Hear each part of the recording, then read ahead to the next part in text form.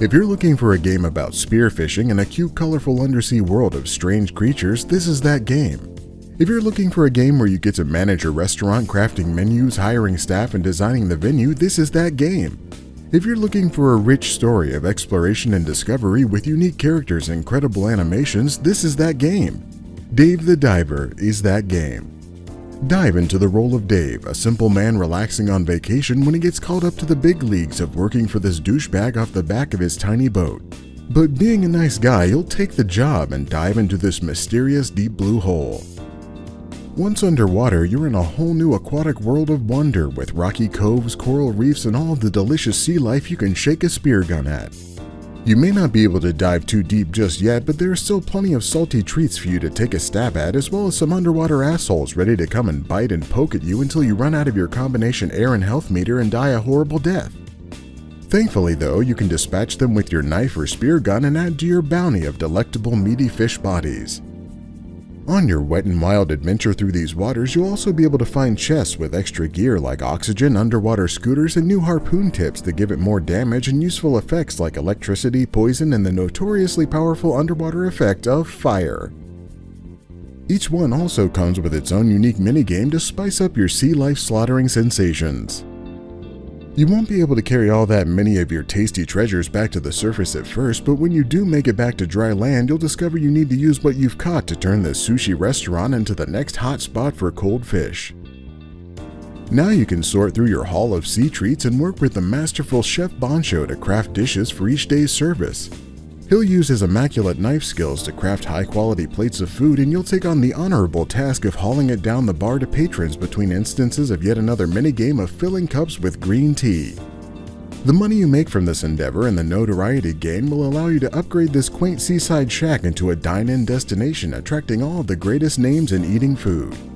You can reinvest some of those resources into hiring staff so you can finally relax, having offloaded one or two of the dozens of jobs you're responsible for. You'll also be able to upgrade the decor to make it less of a fish slaughterhouse and more of a luxurious fish delicatessen, in addition to unlocking and upgrading recipes with cutscenes so magnificent you may never be able to forget them.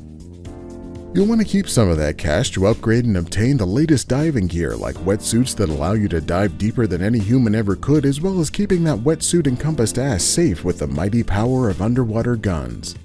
But hunting fish and turning them into expensive meals for a swarm of tourists to praise on Instagram is only a small part of this massive game. You'll also have a whole host of boating strangers that venture out to make random requests of you, like collecting unique resources and killing angry fish, taking pictures of weird sea creatures, and researching ancient mermaid people that turn out to be not so ancient.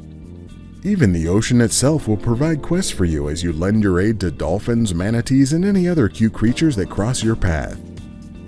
Dave the Diver, you've been down too long in the midnight sea, oh let's have some sushi.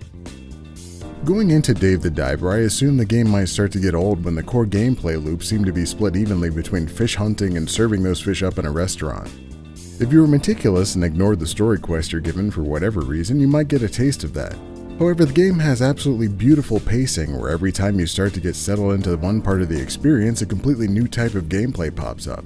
You may venture into a new region, come up against one of several unique boss fights, meet a character with your own stories and quests to follow, unlock different parts of existing gameplay, or venture into an entirely bespoke portion of the game with new minigames and encounters at any time. There was even one point completely out of nowhere that the game handed me a rhythm-based minigame that seriously rivaled most of the rhythm games I've played recently, and I could play it anytime I wanted. Yet this was a completely optional extra part of the game I didn't have to engage with at all after its introduction. Every time you start to get a little too comfortable in what you're doing, there's a new mechanic or some odd creature that lets you pivot and try something different. It almost seems crazy that this much diverse content is packed into a $20 indie game. It took me around 25 hours to make it through the story, which itself has a great spirit of mystery and discovery to go along with the numerous silly moments it presents.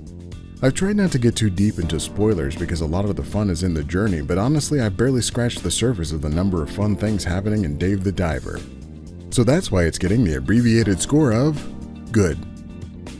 If you'd like to see more hot takes, warm satire, and tepid commentary about video games, make sure to like this video and check out more abbreviated reviews.